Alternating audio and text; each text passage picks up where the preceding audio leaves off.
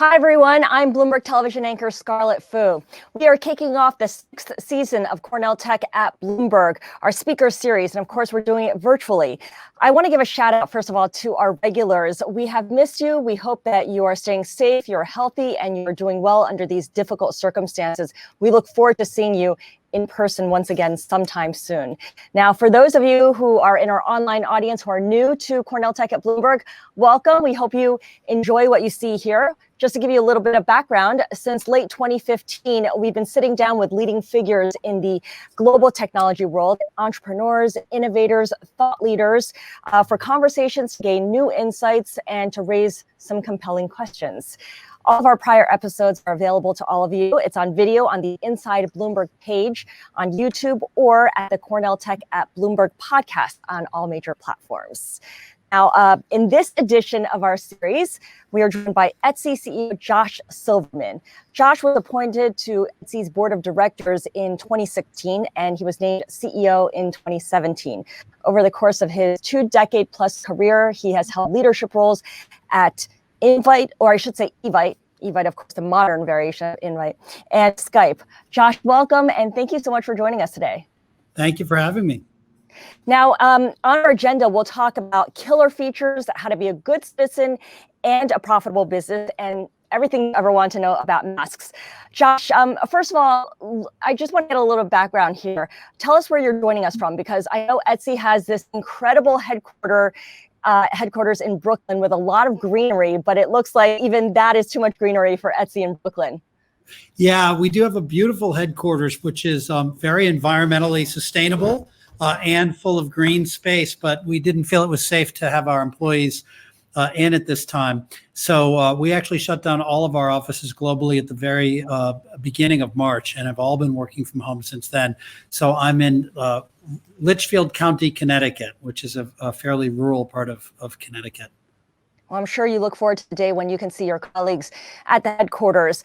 I want to start and go back a little bit in time to your history, because before Etsy and before Skype and before Evite, you came out of Brown University. And in the early 1990s, you worked for New Jersey Senator Bill Bradley. So you started off in government and public policy. How did you go from that to entrepreneurship and technology? Yeah, such a good question. No, my goal was really to have a positive impact on my community and my society. And I thought that politics would be a good way to do that. And I was super passionate about healthcare reform, which became an important topic in the early 1990s and is still a very important topic today. And, you know, I was lucky enough to get a job working for a senator. And I think what worked for me was I didn't give myself a plan B. I had plan A, and plan B was to make plan A work. So I slept on couches in Washington, D.C. I graduated with no job, and I just knocked on doors until I could talk my way into a job doing what I loved, which was trying to fix the healthcare system for the United States government and or for citizens of the United States. And I worked my tail off for several years. I spent the first 40 hours of my day answering mail and doing constituent outreach, which was my day job. And then I spent another 40 or 50 hours every week writing policy papers and coming up with proposals and doing things that no one had asked me to do, but I was just volunteering and raising my hand to do. And that caught the attention of the senator's chief of staff. So he ended up hiring me into my next job and then on and on. So the lesson that I took from that was, you know, I didn't know at 21, and I'm not sure I know now what my life plan is. This notion that you know what you're going to do for the rest of your life seems really overwhelming, and it can cause one to get really stuck.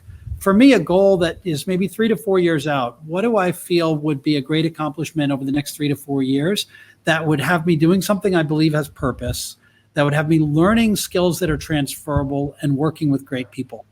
And if I can do those things, that's going to be great. And then I can always reassess, and I'll have more options later than I started with. That's been a helpful way of thinking for me. So it sounds like not having a plan worked out pretty well for you. Let's jump ahead to your time at Evite, which you co-founded, because you have said that the guest list, seeing who RSVP'd to a baby shower or a barbecue, was key and critical to Evite's early success. It sounds like an instance where technology improved upon the original analog experience. How did you figure out the guests was a killer feature? Yeah, another great question. So my original notion for Evite was that it was going to save people time.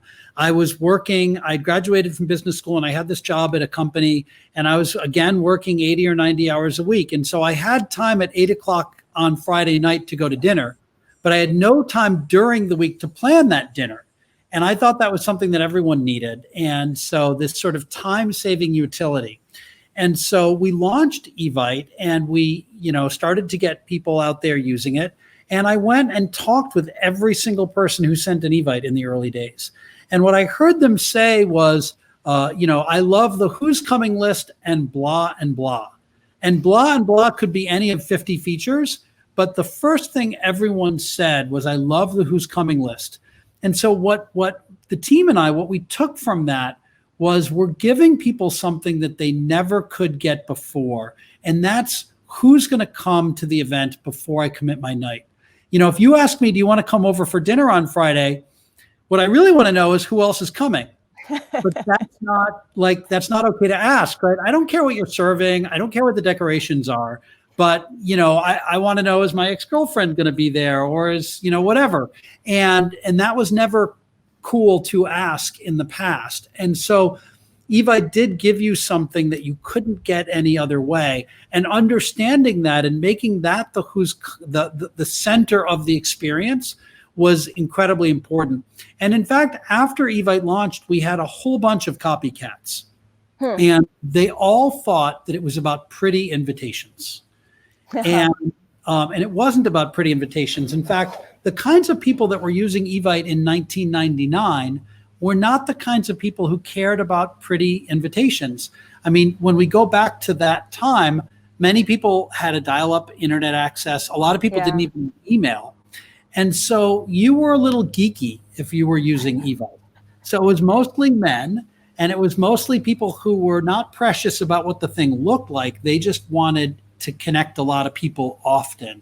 And so getting that key insight about who the customer was and then listening really hard for what that killer feature was, that I think changed everything for us. Now, speaking of connecting people often, in the early 2000s, moved over to eBay, and eventually you ran the Skype service. You built up Skype from a sub-$2 billion division to an $8.5 billion business by the time Microsoft came calling in 2011. Okay, first of all, talk about the killer feature for Skype and also the number one lesson that you learned from your time running Skype. So let's start with what I took from Evite. Listening really hard to the customers for what you're really about. So when I got to Skype, usage was decelerating, everything was decelerating. And the mission of Skype was the whole world can talk for free. In other words, it was about free phone calls. But phone calls were becoming free anyway. When I went and spent time with people who used Skype, they'd say, oh, I love Skype because my fiance and I were able to maintain our relationship while we were far apart, or I was serving in the Iraq War and I could stay close with my kids during that time, or things like that. And what they were really saying was, we can be together when we can't be in the same room. And so we embraced that as the mission of Skype, be together when you can't be in the same room. And that opened up so many more possibilities, particularly video. And so we pivoted Skype to go from being about free phone calls to being about video calling.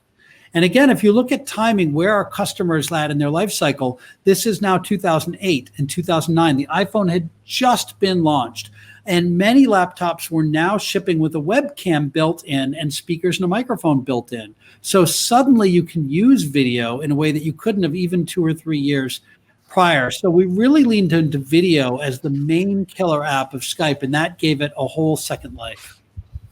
All right, so let's fast forward a couple of years now and move on to Etsy and how you were on the board of directors for about 6 months before you were named CEO of the company. Now, this CEO appointment came at a difficult time for the company because it had been only listed for about 1.5 years. There were activist investors who were getting in on the action, buying up stakes and making their presence felt. The previous CEO was also ousted. There was a round of firings. What was that transition like for you? It was really hard. I mean, morale was very low. And there was a lot of questions about what Etsy's role and purpose was. And I want to say that Etsy had always had the best of intentions. It had really wanted to prove to the world that it could be a great corporate citizen and a great business. But the business part wasn't going very well. And so that meant that we had to make a lot of very difficult decisions in a short amount of time to allow Etsy to continue on as an independent company. We had to really prove to the world that we deserved to exist as a standalone business. And that meant making a lot of really tough choices. And those choices included doing things like dropping the B Corp certification, in part because of a lot of red tape. I want to touch on that idea you brought up about being a great corporate citizen and a great business. Are those two ideas inherently in conflict? How do you go about reconciling them in a world where the gap between the haves and the have-nots, and we're talking people and companies here, just keep getting wider? I think that's one of the most important myths that I would like to debunk. And I think with Etsy, if there's one thing we can do together with Etsy, it's to help debunk this myth that being a great corporate citizen comes at the expense of being a great business, or vice versa. In fact, being a great citizen makes you a better business. And so you need to do the two in conjunction. And in fact, my fear for Etsy was it was performing very badly from a stock market performance. And what the world was hearing was, well, that's because we're trying to be a good citizen. And that connection, I think, is incredibly damaging. If you look at the state of politics today, it's pretty tough to see government being really effective at getting a lot done for us. If our corporate leaders can't step forward and make a positive impact on the world, where are we? We need companies to step forward and have a positive impact. And I very much believe that being a great citizen is part and parcel with being a great business. And I think we've done a lot to show that at Etsy. At the same time that our stock price is up 13-fold, we have become an entirely zero carbon company. We've become a much more diverse and inclusive company, and we have significantly improved our economic impact, the economic empowerment that is the core of our day job and the core of our social mission. So in every way, I think we are measurably and demonstrably a much more socially responsible company at the same time that we are a more financially successful company. Yeah, for a lot of people, a lot of investors, that B Corp designation is a stamp of approval. It means a lot, and it wouldn't be there if it didn't serve a purpose. Do you think it's possible for a B Corp company to be a successful publicly traded company? So the management team before me had already said that Etsy would not would give up its B Corp certification. So that's actually not something that I decided. It had been communicated a year before I arrived, and the reason for that is very simple. In order to become, Etsy was already public. In order to recertify as a B Corp, the company would need to have 75% of its shareholders vote to move from being a C Corp to a B Corp. And basically what the message would need to be is, as a C Corp, we can't be socially responsible. Being socially responsible is inconsistent with being a publicly traded C Corp. And therefore, we need to sacrifice your returns as shareholders in order to become socially responsible. And A, nobody's going to vote for that. And B, I don't believe it to be true for a second. In fact, I hope if there's one thing people say about what we've done over the past 3.5 years, it's to prove that we can be a very socially responsible company and be a very financially successful company at the same time. So, honestly, a lot of people look for these kinds of stamps of approval or certifications to greenwash what is otherwise a not great business model. You see a lot of companies out there with business models you really question who are looking for those kinds of B Corp or other kinds of stamps of approval.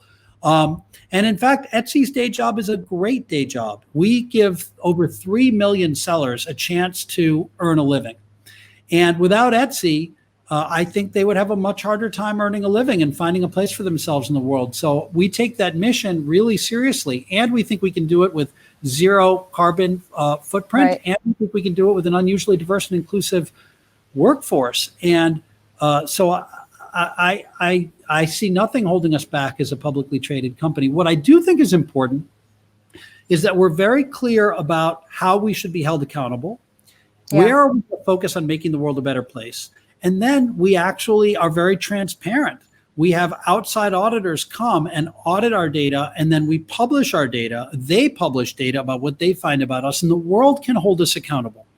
And the same way that shareholders hold a public company accountable for financial results, we want to be held accountable for making strong progress in our social impact goals as well. And that's how I think the same discipline that makes you a good financial investment can make you a good corporate citizen, and vice versa. And being held accountable is certainly one of the key tenets of being a good leader as well. I wonder, Josh, when you look back, is there any part of that transition from being on the board of directors to being CEO that if you could redo, is there any part of it that you would redo? Yeah, I mean, I think any reflective leader will have a lot of things that they would have done differently with some time and space. I certainly have some. I'd say the number one thing is, we had to move fast to make a lot of changes at Etsy. So within my 5th week within the company, we had done a massive restructuring. Almost every single employee had a different job. And we had cut over 60% of all of the projects in the pipeline we'd eliminated, including massive projects that people had worked on for a very long time. We did a lot of things that were really felt very jarring and difficult. And I think I could have done a better job giving the team even more context for why we needed to move so fast and why so much change was necessary. There was an external perspective of Etsy that Etsy was really not succeeding and probably wouldn't be an independent company very long. And I took for granted that the employees inside the company had that context. And I think in hindsight, many of them didn't. And I needed to be even clearer and more transparent about that. And when we started having those very frank, very honest conversations, people understood more why we needed to do what we did. And I think it helped people to get on board. Yeah, it never hurts to explain and give context, especially at a time of rapid change. All right, let's talk about what's going on at Etsy right now, Josh. Etsy had an incredible second quarter. I was looking at the numbers. Gross merchandise sales jumping 93%, almost doubling. Masks were the undeniable hot sellers. We talked earlier about killer features. Are masks the killer feature for Etsy?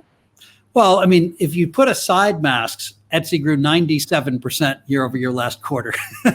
So I would say Etsy is super thriving even without masks. But I do think that masks are sort of emblematic of the power of Etsy and what is so great about Etsy.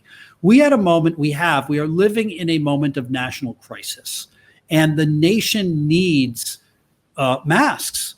And Etsy has been able to harness the power of cottage industry to come to the rescue and provide that mask that people need so much. And by the way, do it in a way that gives people a sense of style.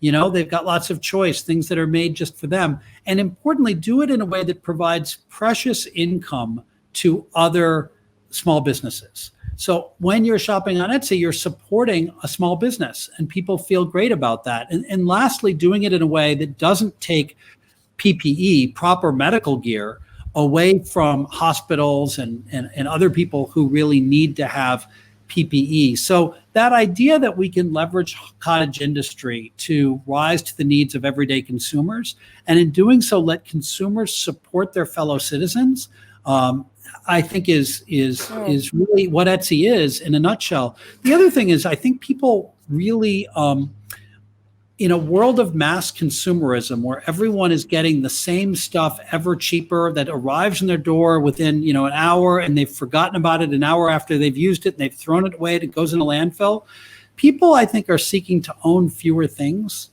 but have those things have more meaning. And that I think is where Etsy's sweet spot really lies. So when we talk about, Skype was about being together when you can't be in the same room. When I got to Etsy, Etsy was about handmade. And the market for handmade is very small. Kind of Etsy is the market for handmade. But I don't think people wake up in the morning saying, I'm looking for something handmade and anything will do. Handmade is not actually a market. What we decided is Etsy is about special. I want to buy, something for my partner. to show that I'm thinking about her and I care about her. And that's special. It means something to me. I go to Etsy for that. there's probably a lot of stuff on Amazon for sale, but Amazon's where I go for commodities. It can't be special if I bought it on Amazon. Etsy's where I go when I want to have things that mean something to me.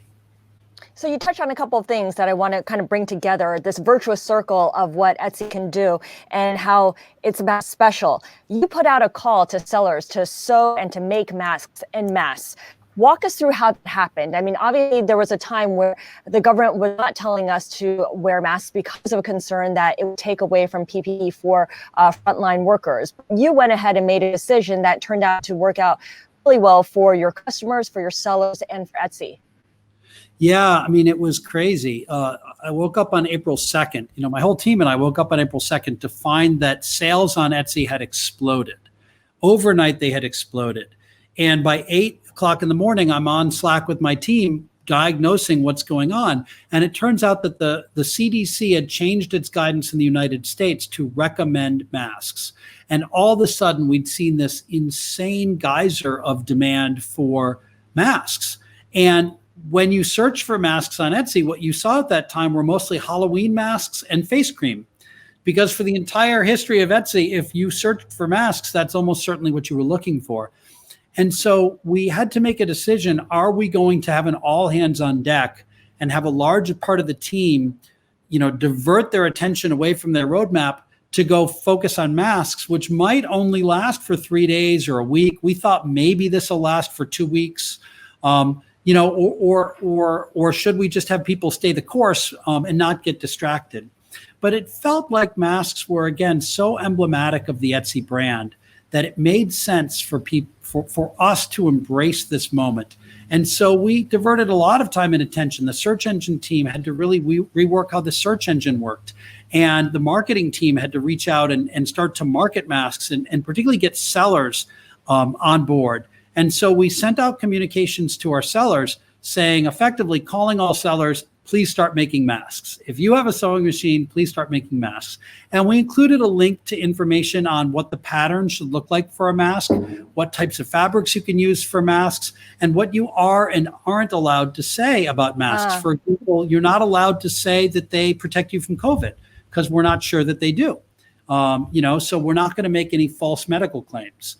But within a week or two, we had 20,000 sellers selling masks on Etsy. Today, by the way, only a few months later, we have 120,000 sellers selling masks. And, between the months of April and July, $500 million worth of masks were sold on Etsy. So we're really glad that we did divert the time and attention away in early April to make the mask buying experience on Etsy strong. That's a $500 million decision right there, Josh. Economists at Goldman Sachs have estimated the national mask mandate would have or could have prevented the U.S. from losing 5% of its GDP. That's one way of quantifying it. I wonder if you can share any numbers with us on what kind of impact a national mask mandate might have on your mask sales, on revenue overall, on traffic to your site. Yeah, I mean, I hope that we've played some part in that $5 billion contribution to the economy. The fact that people can easily buy masks, and masks, by the way, that they think have some sense of style, so they're not embarrassed to wear them.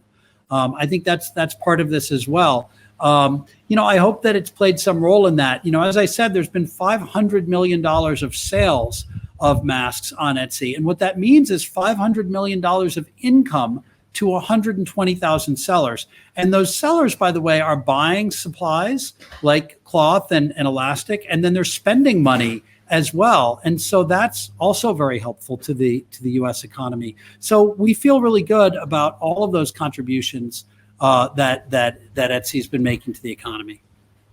What's the next big thing that could be as big as masks?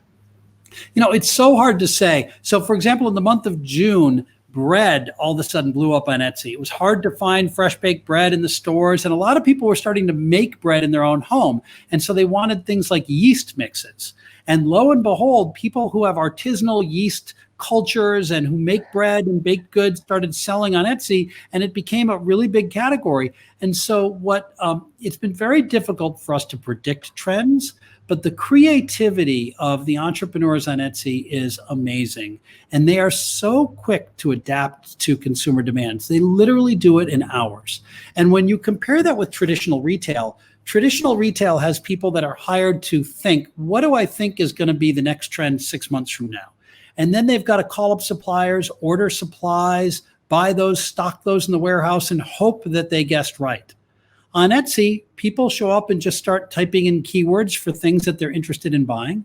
Sellers figure that out very quickly and start making those things. And within days, the supply is there. And so the dynamism and agility of the marketplace, I think, is quite astonishing. Are there any other instances where you can think of some product that you wish you recognized demand and put out a call to fulfill? We're learning more and more from masks about how to help sellers with hyper growth. So what we learned with masks was we had sellers go from 0 to 1,000 sales very quickly. And obviously issues can arise in terms of, are they shipping on time and all those things. And it took us a couple of weeks to really get our arms around that. It's very well under control now, and we got it under control pretty fast. But there's a playbook we developed for how do we spot when a seller's sales are exploding, and then how do we jump in to help support her and make sure that she's got all the support she needs before any issues show up that a buyer might experience. And that's been a great learning that's made Etsy better and stronger. Now, speaking of learning, I want to get your overall observation on how consumer behavior has evolved as a result of the pandemic. We've seen a shift from spending on experiences to spending on items, spending on physical goods, towards e-commerce, towards artisan, handmade, special, as you put it. How well positioned for this shift was Etsy? And do you think this is a permanent shift, or will we go back to our previous normal? Yeah, I mean, there were, and still maybe are, but there were millions of people who'd never shopped online as of March. And many of those people are now shopping online. I think many of us take for granted that most people shop online, but there were a lot of people who still didn't. And this forced a lot of people to give online shopping a try. And what I think they're finding is that it's a pretty satisfying experience. It's different than in-person retail in a lot of ways, but there's a lot about it that you love. For example, the opportunity to connect with the person who actually made the product, and on Etsy, and to have communication with that person. I love that shirt, but can you do it short sleeve instead of long sleeve, for example? That kind of thing happens every minute of every day on Etsy. And so I think people are finding that shopping online and shopping on Etsy can be really satisfying. We have done a lot over the past 3.5 years to make Etsy a much more compelling online shopping experience. Our search engine is much better than it used to be. We've made free shipping very prevalent on the site now, which is something people expect. We've really worked on making sure that we have a really trustworthy experience so people can buy with confidence. And all of those things, I think, have been incredibly important to this moment when people are coming and are trying Etsy, either for the first time, or maybe they hadn't been on Etsy in several years, and they're finding that Etsy is a great place to shop. And so I think the hard work and the tough choices that we made over the past 3.5 years have really set Etsy up well for success in this moment. I'm glad you bring up shipping, because that's something I wanted to talk about with you. I went on the Etsy site and I noticed all the instances where free shipping was included. And I guess I was just trained for that.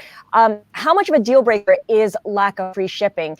And I bring this up because we know, for instance, the UPS, FedEx, and the U.S. Postal Service are all adding these holiday surcharges for later this year when they anticipate a surge in demand. What are you telling your sellers? Yeah, so first, American consumers have very much been trained to expect that they will get free shipping. Most purchases bought online come with free shipping.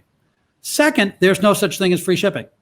There's no parcel service on earth that's agreed to ship a package from here to there for free. That doesn't exist, right? So in fact, what's happened is shipping has become a cost of goods sold that is baked into the price of the item, like the raw materials, like the labor it took to make it, et cetera, right? So what people don't want is they don't want to be surprised at checkout with a shipping or any expense that they weren't expecting.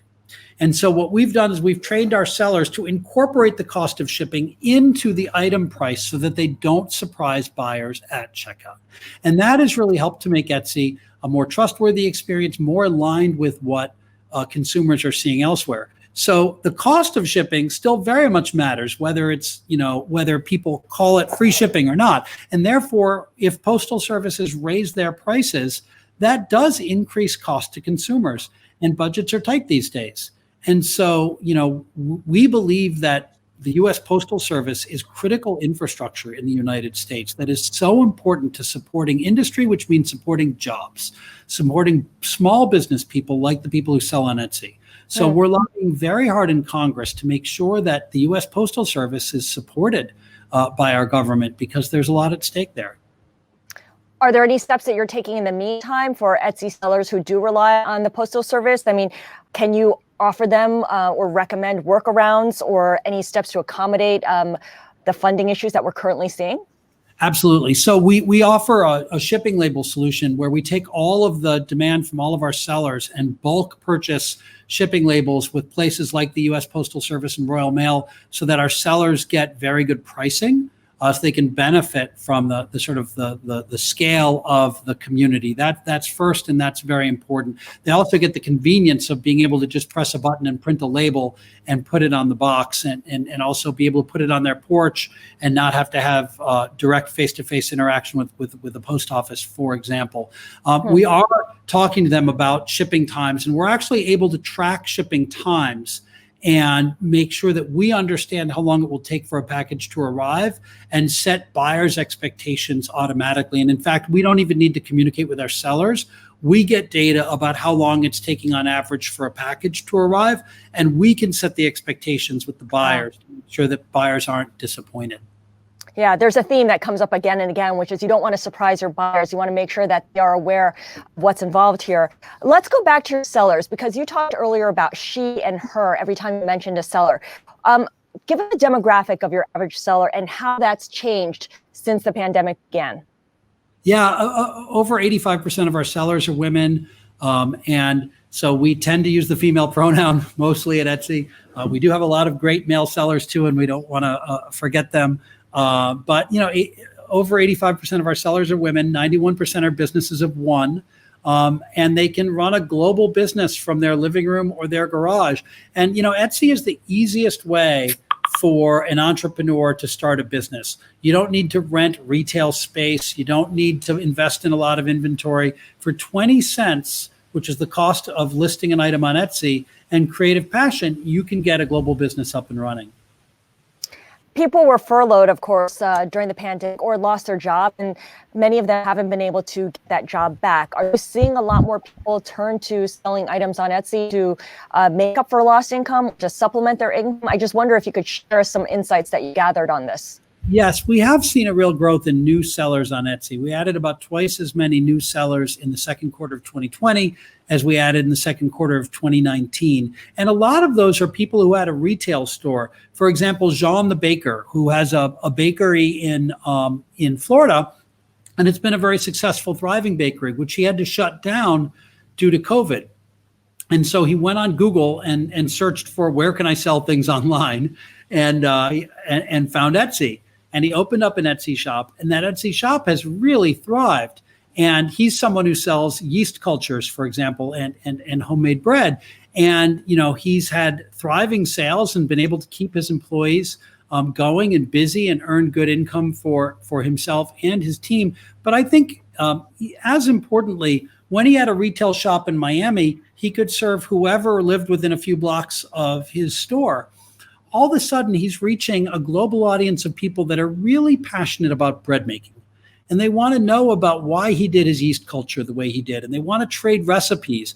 And they want to really engage with the passion that he has.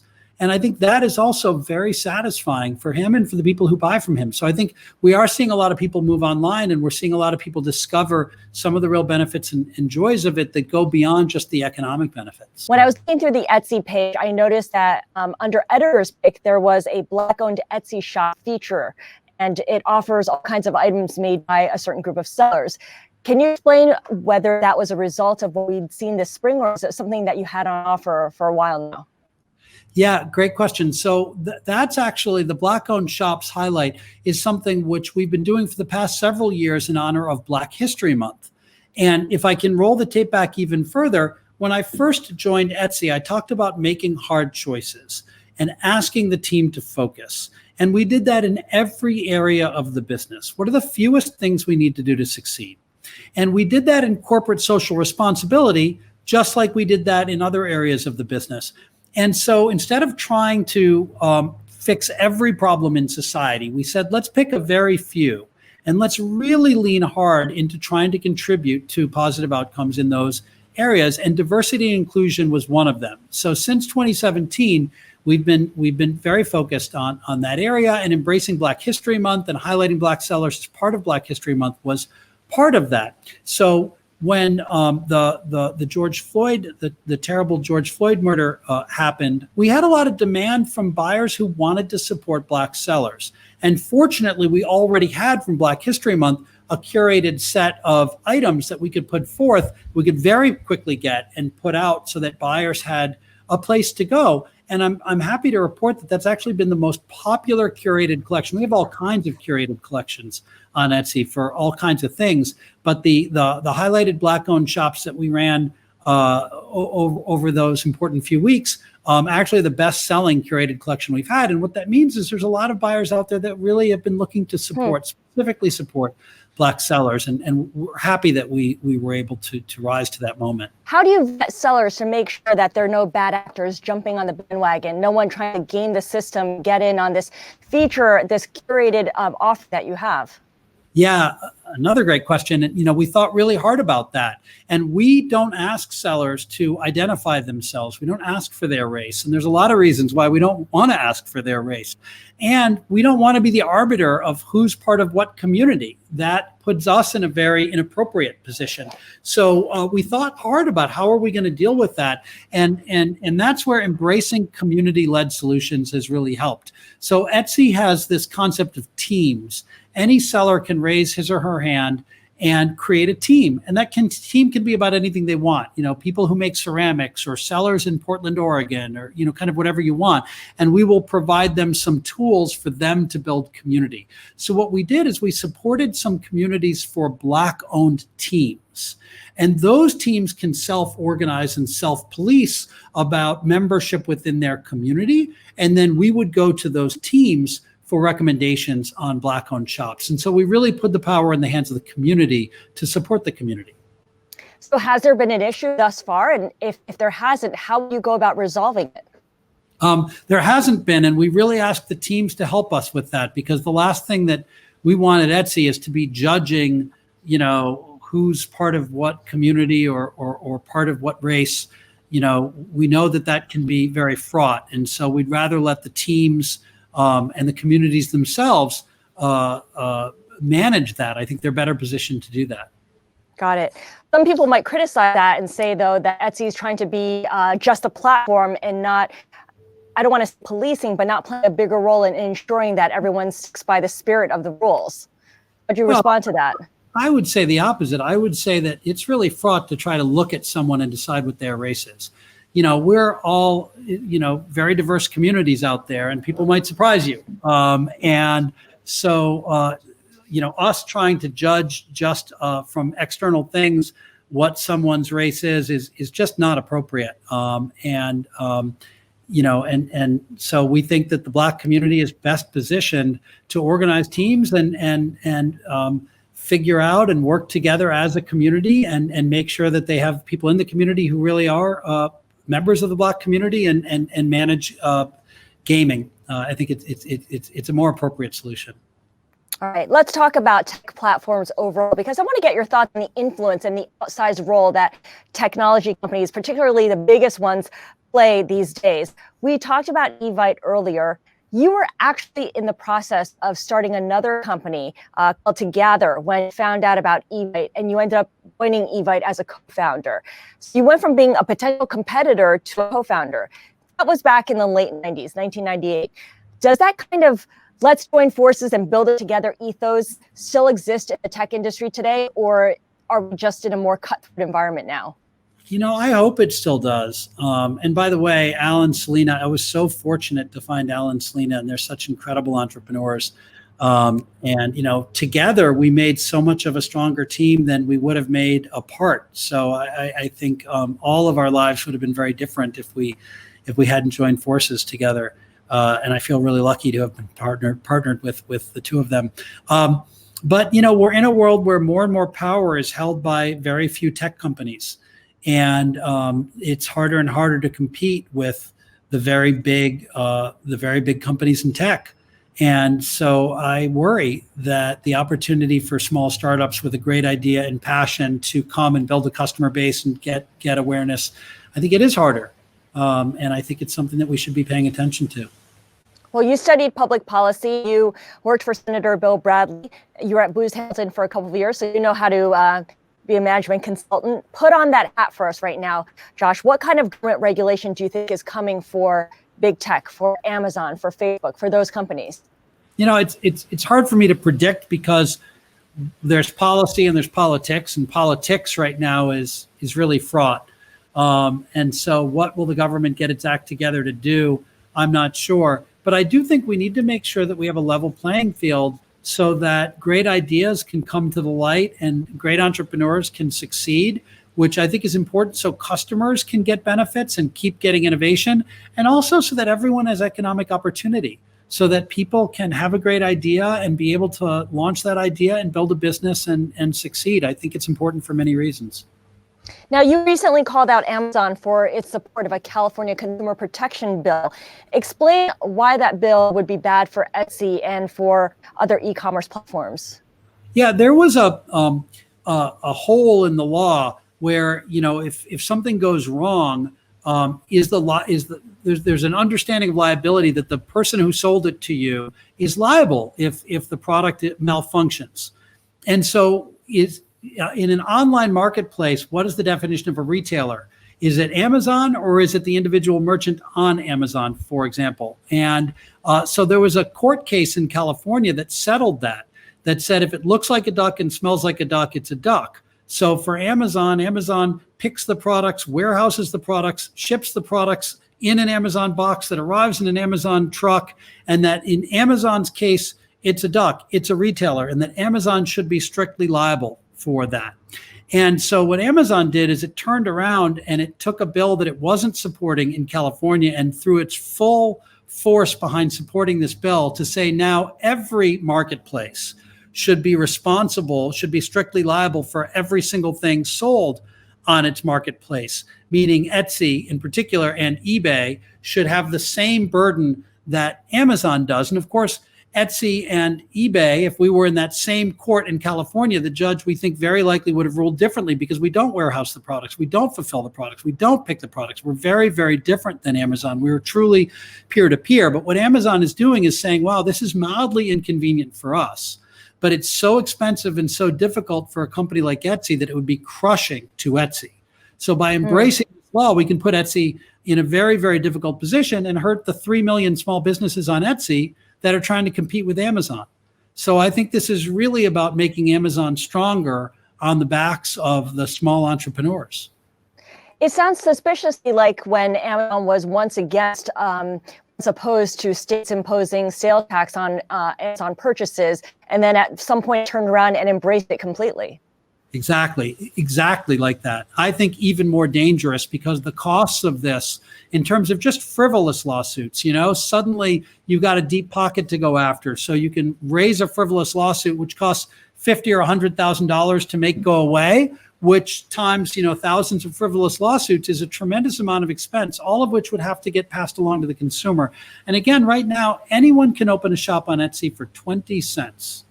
And if strict liability and frivolous lawsuits come about, obviously it's going to become much more expensive to open a shop. And that's going to shut many, many people out of this ecosystem.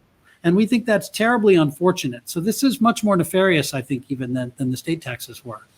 It must be so frustrating because you're a platform, and when I see your platform, you're kind of more eBay than you would be Amazon, which sells its own stuff, packages everything under its own name, operates warehouses, and of course is a logistics monster.